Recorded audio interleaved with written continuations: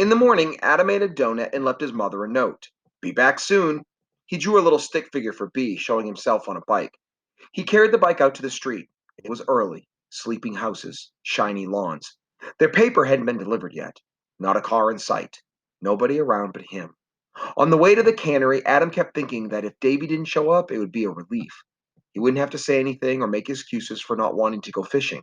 He'd see Davy at school, and they could be friends there. Davy had said 6 o'clock under the giant pineapple. Adam checked his watch. 0600. He was here, but Davy wasn't. Adam decided to wait 15 minutes, tops, and then go home. Hey, Haoli!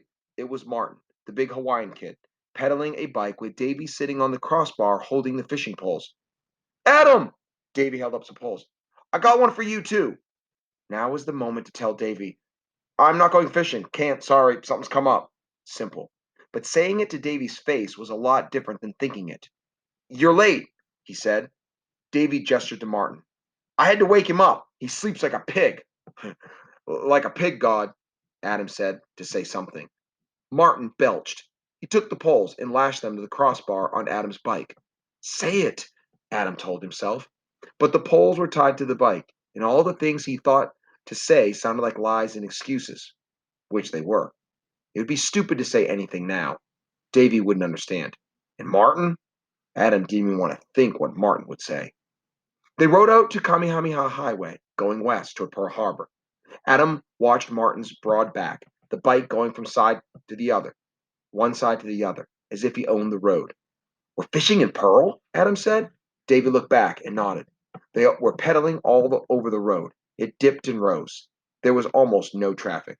Only once, going up a rise, a taxi loaded with sailors came shooting down at them, and they had to scramble to get out of the way. Close call, Davy said. They almost got us that time, Adam said. Short fishing trip, Martin. They all were laughing. Haley boy, Martin said. You going to catch a big fish? Hope so, Adam said. He rode alongside Adam. You ever eat Hawaiian fish? The best. You eat a mahi mahi? You know you ate fish, man. You wrap that fish in a taro leaf, then put it in the hot coals. Martin licked his lips. You ever eat brook trout? Adam said. You catch them in ice cold water, and then you fry them over an open fire. His father and he had done that in the mountains in Tennessee last summer. Best fish come from the ocean, Martin said, and he reeled off the names of fish Adam had never heard of. A holy holy, big eye, a kuli, ahu, ahi. Use ahi head to catch crab. You watch me, he said. Fish jump out of the water for Hawaiians. He arced his hands into the air. Whoosh, whoosh. We just put out our hands and they jump in. Ask Davy. It's true, man, Davy said. They were almost all the way to Aiea when they stopped near a grove of eucalyptus trees. They followed a track along the edge of a field, then walked their bikes down the hill toward the harbor.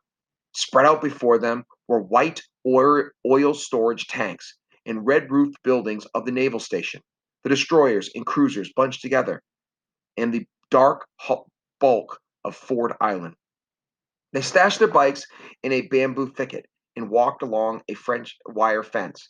Just beyond a sign saying military personnel only, Davy slid under the fence where the ground was worn smooth, and Martin went after him. It crossed Adam's mind that they could get caught. What you do reflects on your family. But he just couldn't make himself believe that his going fishing could ruin his father's career. Anyway, his father was never going to know. You coming here, old boy?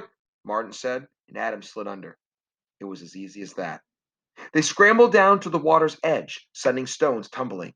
Shorebirds flew up, and ripples fanned across the water. Pearl Harbor was like glass, calm and quiet. Shadows lay along the shore. The sun was still below the mountains. Martin went poking along the shore while Davy and Adam stood on a rock looking across the water. Everything seemed closer down here. The wharves and docks, the dry docks where ships were repaired, the cranes and hooks and overhead slings. The battleship moored along Ford Island seemed close enough to touch.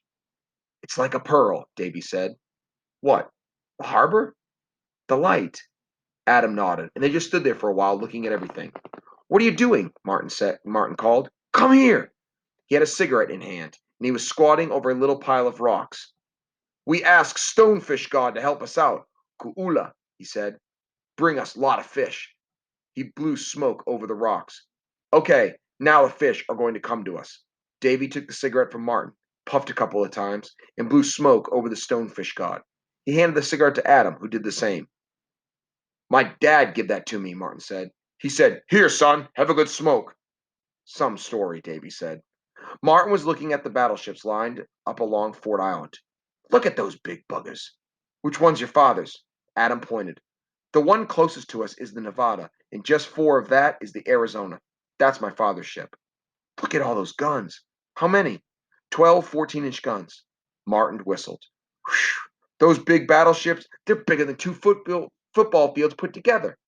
Each one has a displacement of more than 30,000 pounds. They carry 1,000 sailors. Adam couldn't stop. He loved those ships. They were so powerful and so graceful, floating fortresses, the most powerful warships on Earth. They got 14-inch armor plates. Bullets bounce off them. Even bombs can't get through. They have so much firepower, nothing and nobody can touch them. Those big guns you see, those long rifles, they can shoot a 1,500-pound shell 20 miles and hit the target. Like that. Martin flipped the cigarette as far as he could into the water. They spread out along the shore, turning over rocks and wading in the water, looking for bait worms, crayfish, little minnows, anything to dangle on the end of a line. Martin cupped his hands in the water, then stood up. He caught 3 minnows, which they put in a can. You see, Holy? Ku'ula provides. Martin, Adam, Davy called. Look at this. He was down along the shore and had found a rowboat half hidden in some bushes. The oars were neatly placed together under the seat. Must have drifted here, he said. What a find, Adam said. They had planned to fish from the shore, but the boat was too good to resist. Ku'ula provides, Martin said again. They stowed the poles under the seat. Davy placed each oar into the oar lock. Adam sat down next to him, and Martin pushed off.